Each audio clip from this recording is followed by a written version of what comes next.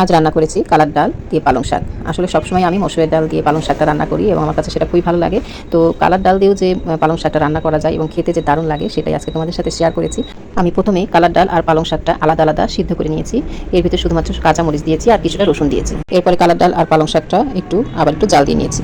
এরপরে এটা আমি বাগার দেবো। প্রথমে আমি দিয়ে দিয়েছি রসুন এবং কিছুটা কাঁচামরিচ। এটাকে হালকা ব্রাউন করার পরে এরপরে আমি দিয়ে দেবো কিছুটা জিরা। জিরা দেওয়ার পর এটাকে আবার একটু যখন ভাজা ভাজা হয়ে যাবে তখন আমি দিয়ে দেবো আদা বাটা। এই আদা বাটা দিলে একটা সুন্দর একটা গন্ধ আসে, তখন কিন্তু এটা খুব ভালো লাগে। এরপরে দিয়ে দেবো সামান্য একটু হলুদ, কেউ দিতে না চাইলে নাও দিতে পারেন, কারণ কালার ডালে অনেকেই কিন্তু হলুদ খায় না। তো এখন আমি মসুর ডাল আর পালং শাকের যে সিদ্ধ করেছিলাম সেটা কিন্তু দিয়ে দিলাম। এখন আমি ভালো করে এই কালার ডাল আর পালং শাকটা আবার ভালো করে জ্বালিয়ে নেব। তাহলে রেডি হয়ে গেল আমার পালং শাক দিয়ে কালার ডাল। এটা খেতে কিন্তু দারুণ লাগে। আসলে মসুর ডাউলের একটা স্বাদ আর কালার ডাউলের পালং শাকটা আলাদা স্বাদ। আর আমি সাধারণত মসুর ডালের যে পালংটা রান্না করি সেটা হাত মাখা করি বেশি রান্না করি। তো বন্ধুরা তোমরা বাসায় রান্না করে দেখো কেমন লাগে। তো বন্ধুরা আমার ভিডিওটি ভালো লাগলে অবশ্যই লাইক কমেন্ট শেয়ার করে দিও।